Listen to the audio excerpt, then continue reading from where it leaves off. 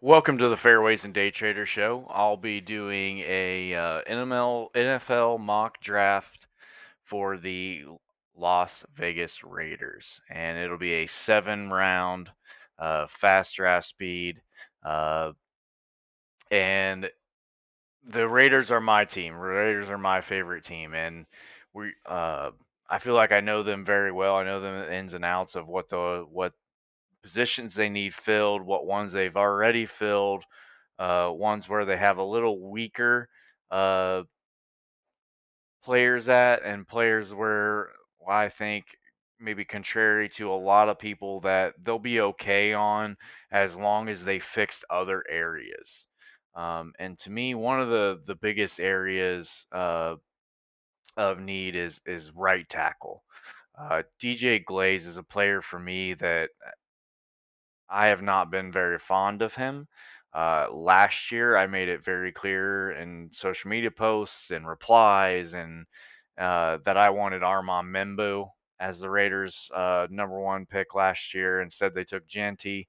And while Genty is a phenomenal player, and I think if he gets a chance to show what he really is behind a good offensive line this year, I think people are going to be eating their words off of a lot of things they said, especially players like people like Ryan Clark. I'm not sure how that guy gets paid to talk about football. Like just because you're a player doesn't mean you know what you're talking about a lot of the time.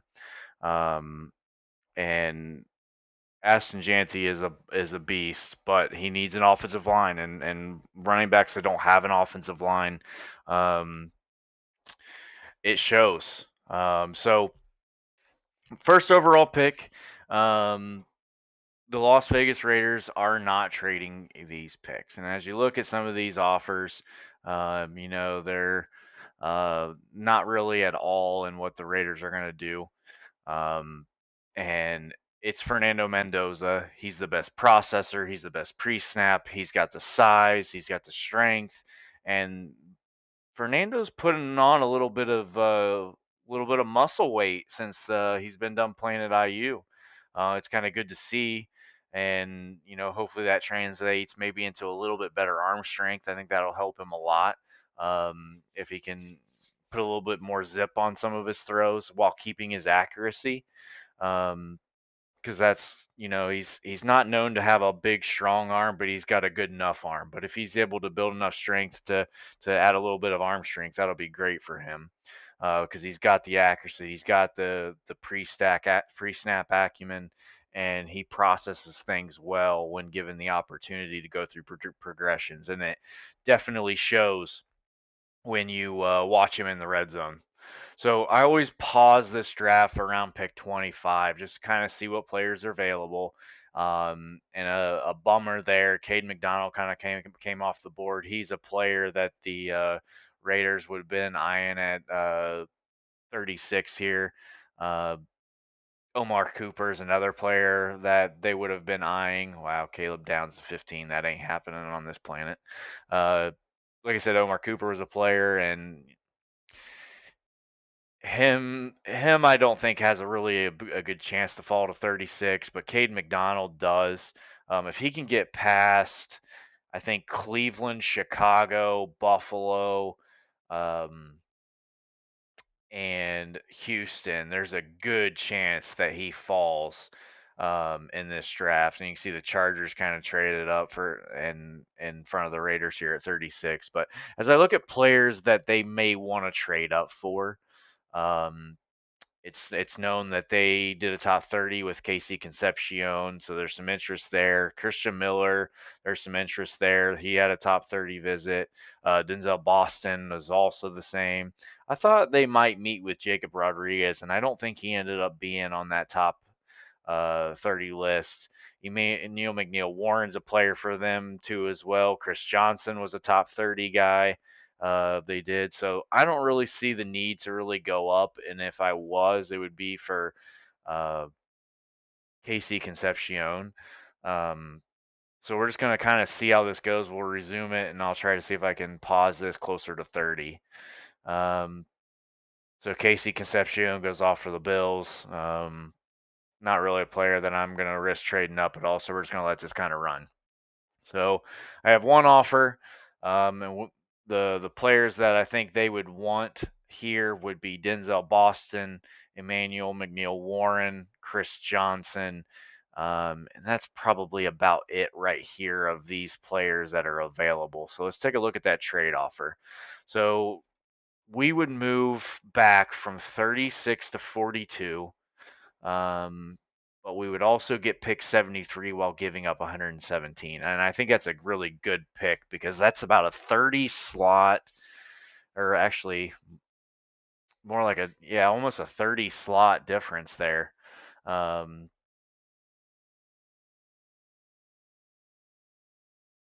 Actually, almost 40 slot difference. I with Denzel Boston, McNeil Warren, and Chris Johnson, those are players that could slide. There's also a couple players that's a little further, and I think you want to accumulate more picks closer to this third, fourth round area, second, third, fourth round area. So I'm gonna go ahead and take that trade, and we'll kind of hide these here. So at 36, the Bengals took Terrell. So Boston came off Brazel, Parker. So that's okay.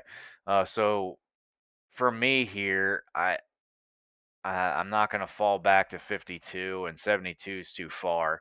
And when I look at the board here, free safety is a need, corner is a need. He's more of an outside guy, and so he would have to play over Porter and Stokes to get regular playing time. And while I love his value right here, McNeil Warren is a step in starter at free safety from day one. And I think you got to rock with a guy that's got the potential to really show that he can be a ball hawk. He can get up and play the box. So I'm going to go with Emmanuel McNeil Warren here at that 39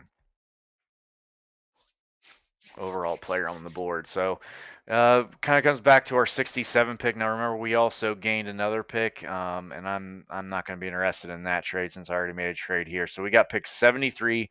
So we got 67, 73, and 102 now. So we've got three players in about 40 picks that we can really look for. So you got your free safety, and they don't even put free safety on the list, but it's a need. It definitely is a need.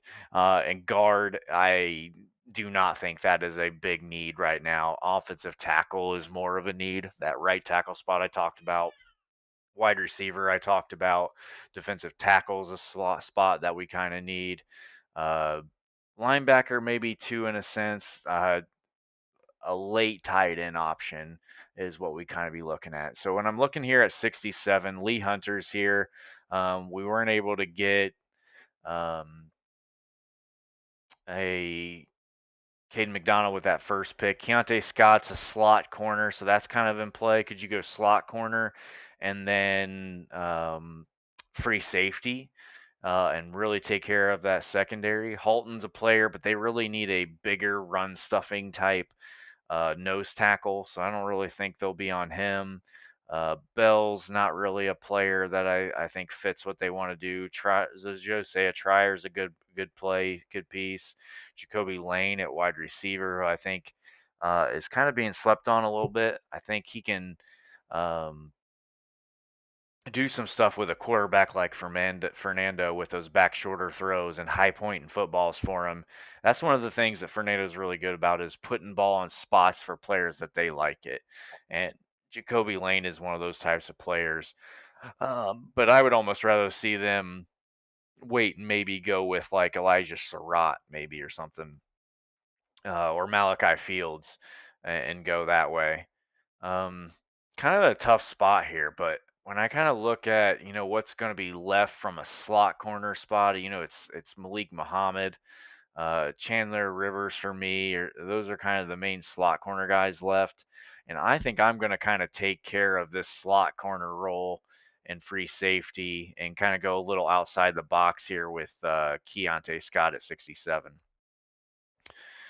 And I'm just going to go ahead and turn those trades down. So none of the players that I think the Raiders are looking at came off the board here. Lee Hunter still available at 73.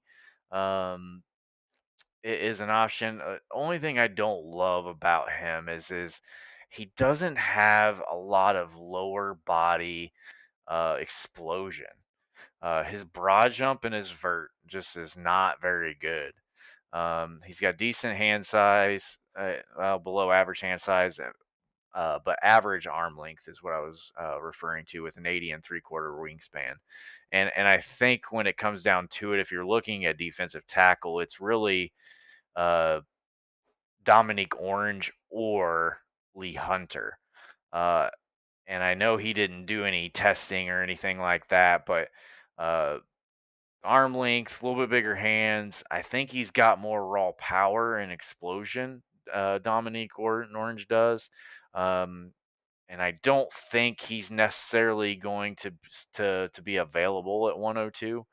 Um, so I think it's either Jacoby Lane or Dominique Orange here, and while I like Jacoby Lane, I think you got to go big citrus, big Dominique Orange here at 73. And then I'm going to try and pause it around like 90 and see what wide receivers are available. So Elijah Surratt comes off at 85. That's kind of a bummer. Um, but it does look like Jacoby Lane kind of stayed on the board. So Hunter and Lane are both still on the board. That's very interesting. Um, we would need to make a trade with the Dolphins to move up. And if I look at wide receivers, a bunch of small players, and then Malachi Fields. So I think I'm going to try and make a trade here to get Jacoby Lane. And there's not really anybody else I think I really love at coming back. I like Bud Clark, but we already got McNeil Warren, so that's not really in play. Caleb Proctor's a good player. Um, Derek Moore off the edge. I actually like Jay Barham a little bit better. We already got a slot corner here. So, yeah, I don't think we're really going to be missing anything by not having that pick at 102. So I'm going to try and make a trade um, with the Dolphins here and see what we can do.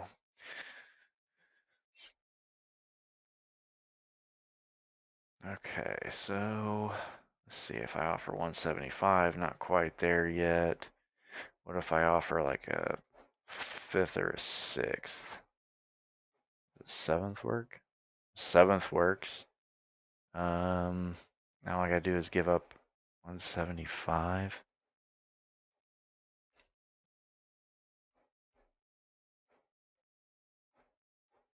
All right, let's propose this. Okay, so it's very similar in value.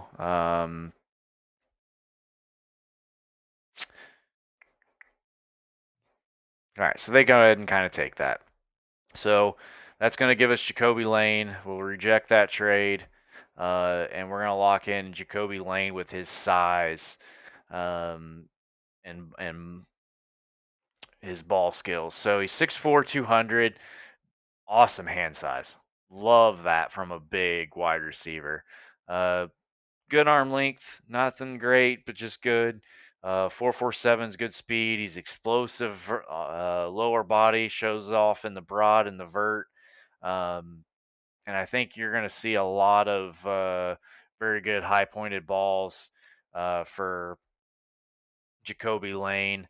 And we are going to lock him in here at 90. So that's going to bring us back. I think we don't pick to like 130s now. And we'll kind of see. Jay Barham went right before us. That's kind of a bummer. We could double up and go two big old wide receivers with Malachi Fields and Jacoby Lane on the outside. And pair that with Brock Bowers and Jack Besh and Jalen Naylor, and you could very quickly have a decent wide receiver core in year 2 or 3. So we're going to kind of look at tackle and just kind of see what tackles are left. Not really interested. J.C. Davis. I kind of like him, but I liked a little bit more athleticism from a guy that's just 6'4", 330. Keegan Tross is probably more so a guard. Travis Burke, big old player, athletic. His testing numbers, which is kind of crazy because, being 6'8", 320, you got big size. His arm length is just kind of average for a guy that tall, but still good. I mean, that's decent arm length. Hand size is average. Not very fast, so in a zone run scheme, outside run zone scheme, he may not do great in. Not a lot of lower body explosion, and that kind of shows in the speed there. Um, and other than that, there's not really a tackle option that looks good in my opinion. Uh, don't really need the guard. A little early for a tight end. We do need a running back. Uh, could they look to go edge? Not a super big fan of LT Overton. Anthony Lucas, no. I kind of like Max. Um, but I would want him closer to that value than anything. Jack Kelly's not a bad option. I'm not really interested in any of these players. Dalen Everett's a player they kind of been looking at. So it's actually kind of a tough spot here when I look at it, and the more I kind of Dazon Stribling. And here's the thing. I don't know if he's going to make it that far. I've got him as a top 100 player. So if he was here at 134, um, I've got him pretty closely graded actually to Jacoby Lane. Um, and I could be talked into taking, a second wide receiver here.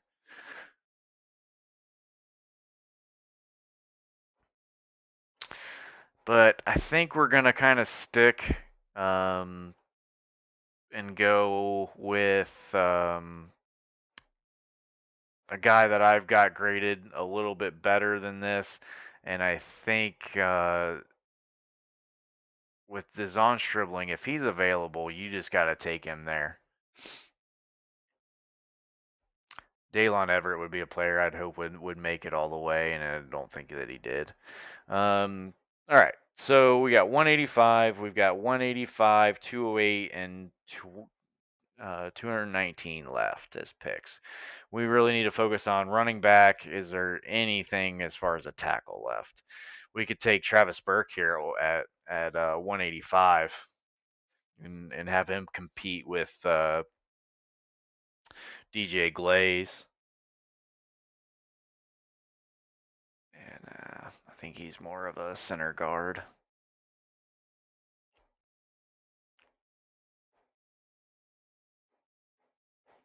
I really like Marlon Klein. I really like Adam Randall. I even like Nick Singleton as a secondary running back option. I also like Jamarian Miller just because I think he didn't really have the running room at Bama, but he's also a good pass blocker.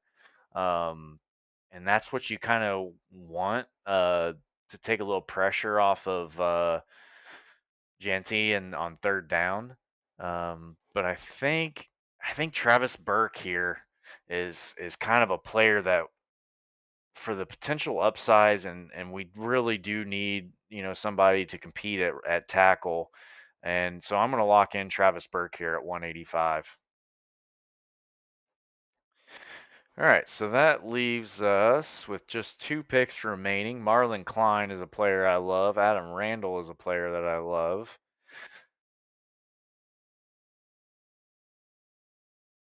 And Marlon Klein would basically take the place of Ian Thomas if we were to take him here. And why I like Ian Thomas, he's just kind of a journeyman tight end. Adam Randall.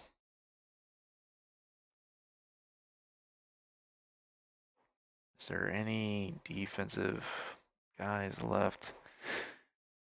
I kind of like him. He's a good player. He's got a decent athletic testing score. A little undersized, short arms. That's gonna kind of hurt him. Probably be mostly a special teams player. Roller really like for rundowns. Not the greatest when it comes to uh, speed and coverage, um, but a decent guy for stopping the run.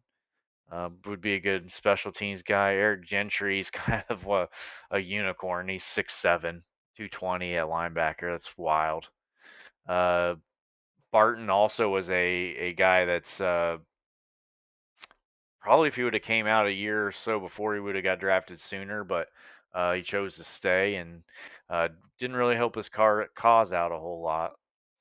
Sapp I kind of like. Sloan I like. Um, but I think we're gonna stick with offense here, and we're gonna take Marlon Klein, and hopefully Adam Randall falls to us at 219. Okay, and he doesn't. That's okay. Um, we can still take Jamarian Miller. Uh, yeah, pass blocking was one of the things that I always recognized when I watched him on film. He's got good pass blocking. He does have a little bit of explosion. It looks like they rate him to have that. Looks like he just has some inconsistent vision, but good weight. Lateral burst and a zone run scheme would be good for what the Raiders are going to run. So I think we got to go running back here. Now this draft really didn't go the best way possible. I think for me, I would have loved to been able to get Cade McDonald, but he wasn't there. So we traded back. We were still able to get McNeil Warren, which is a great value at 42. I don't think he'll be available at 42, but it's a solid pick there. Keontae Scott to take care of the slot. That's one of the things we desperately need. I am just not a fan. Um, of what the Raiders have at slot corner right now. Uh, Dominique Orange, they're that C plus. They're kind of giving that as kind of a an early pick for him. But when you look at it, I think as far as the true DT nose tackles, he's actually my DT2 ahead of Lee Hunter. So I'm not mad or anything about taking Dominique Orange at 73 over Hunter. Um, Jacoby Lane's a good one. Deson Stribling. I literally think I got Jacoby Lane and Stribling almost identical on my top 150. Travis Burke's a good play at 185. Marlon Klein is a great pick at 208. I don't think he'll be there. I think he goes off the board somewhere around 150 to 185 if I had to guess. And Jamarian Miller rounds out one of our running back needs at 219. And you can kind of see we traded away just one 2027 pick, and lost one of our I believe it was 175 we lost. But we were able to move up and get a couple good better players than what I think we normally got. So we got 5 inside the top 90. So that's a pretty good little haul here, and you got players that you know are tough and winners. Mendoza and Scott played against each other in the national championship. Jacoby Lane is used to winning at USC. Stribling was a winner at Ole Miss. So Marlon Klein of Michigan, and so you got a lot of good players and good programs here. So while I didn't like how the board fell to me in this particular mock draft, I think this was a good draft for what players we had available and what moves we could make. So thanks for watching, and that was my Raiders mock draft.